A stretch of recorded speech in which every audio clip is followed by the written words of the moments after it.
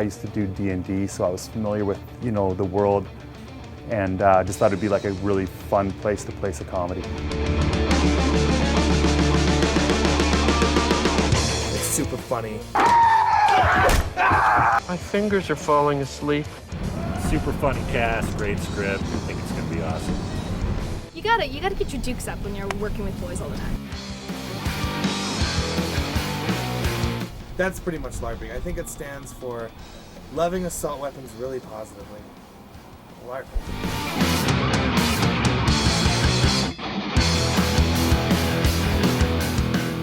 It's an underdog story. It's about 3 lazy slacker college students who don't have a lot of drive or direction. They get suckered into the world of live-action role-playing through their evil professor, and then LARPing insanity ensues. LARPing is live-action role-playing, also known as Nerdfest for nerds. We usually get geared up. Geared up means I put on my loincloth and everyone else puts on their dress clothes. You dress up as various mythical creatures and elves and wizards and whatnot. Then we get our weapons and we battle.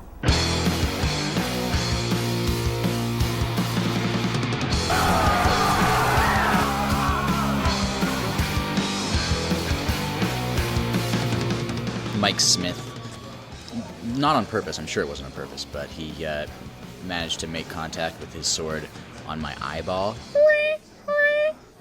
Every time I look over there, I can hear the crew go like, Is my eye still supposed to hurt? Because it does a lot. Brent, background, action. Mike, the director, has been phenomenal. Overall, it was great. The crew was fantastic. We used all local guys from Calgary. The city was great as well in terms of helping out. It's getting a lot of favors and a lot of community support and sponsorship and deferrals and everyone working their asses off, and luckily everyone's still wanting to show up every day. It's been amazing just seeing how many people turned out to really bring this project together, and the extremes that we went to with the sets and the costumes and really bringing this story to life. And we did the whole thing in 15 days, so it was really intense. I didn't have really time to stop. The young cast were great. As far as I know, these are their biggest roles in a film, and it might be because they're in Canada, but these guys are like, to me, we found comedy gems with these guys. They did a fantastic job. Having guys like Brian and Mike around, you know, that are kind of comedic, with their comedic backgrounds and stuff, is you have to catch yourself sitting back and just learning. But then it's also fun to be in there with them and playing with them and joking around. We got Brian Posehn, Mike Smith, who most people know as Bubbles from the Trailer Park Boys, and Harland Williams. And pretty much anyone I think that's familiar with comedy knows all these people. I mean, they were fantastic. When we sent Brian Posehn the script, he read it and he said he thought it was really funny. That was really a great day for me. Well, it was a funny script, first of all. And plus, for me, it was one of the biggest parts I've ever been offered. I usually play the idiot that comes in and says one or two things and then sulks off. And in this movie, I say a bunch of idiotic things and continue to remain in frame.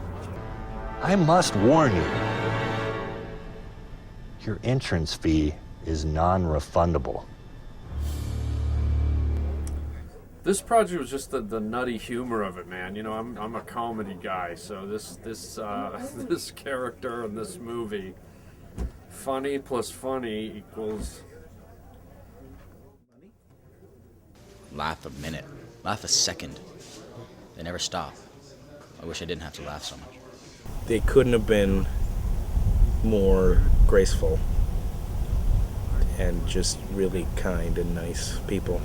We're working with really cool people, and it's a lot of fun and a lot of laughs, and I'm really happy to be part of it. Standing around in a big field in Calgary, Alberta, with 2 fake foam swords and a loincloth, and looking at all these actors and all these crew members and saying that this is my job is pretty cool. I'm a berserker barbarian dwarf warrior! Ah!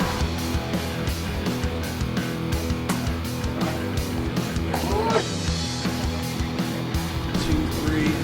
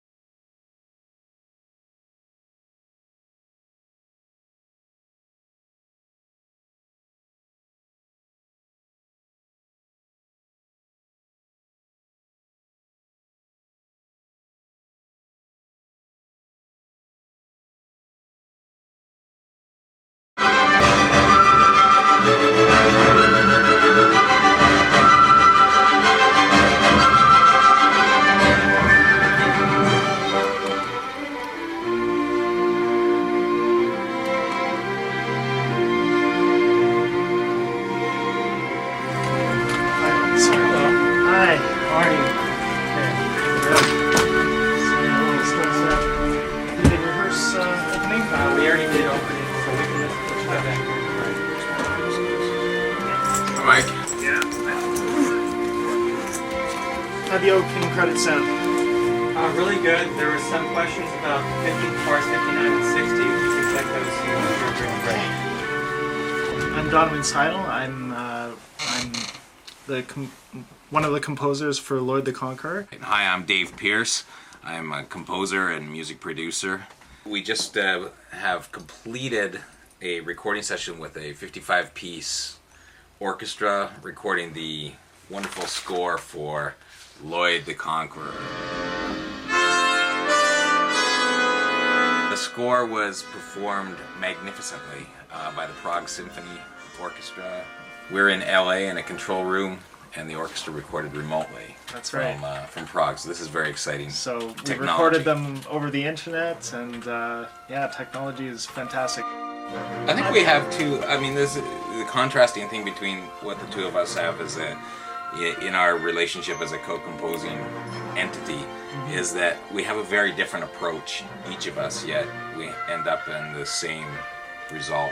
And we're able to kind of bounce ideas off one another that, you know, the other one might not think of, and just kind of play with it, and it evolves. I was contacted by Mike Peterson about the overseeing the music and working on this project, Lloyd The Conqueror, which came on the heels of a telephone call that I had received and a series of meetings I went through for a different film that was a bit of a stretch for me musically, because I was working on or discussing this horror film with them, a thriller of sorts with lots of cleavers and blood and things like that, and I kept looking for where the unicorn was, because my music is always known to be quite happy and princess-ish. It was one of those things where it didn't quite feel like a fit, and then Mike Peterson gave me a call and said, I'd like you to consider this movie, and sent it over, and I said, well, are there any unicorns in it? And he said, well, we have a half man, half unicorn. What more could you ask for?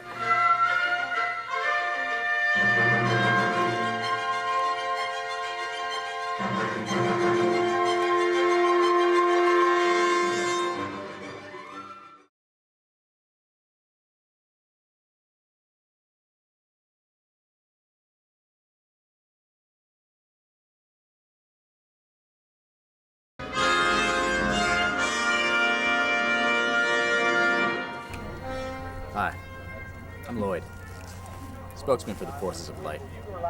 You get made fun of at school? Are you a virgin? Do you have uncontrollable acting? If these or anything else seems like your problem, join us, the Forces of Light. We will take care of you, and while we can't get you laid, we might put you in a position where you might get yourself laid. This is Lloyd, signing off. Stay LARPy.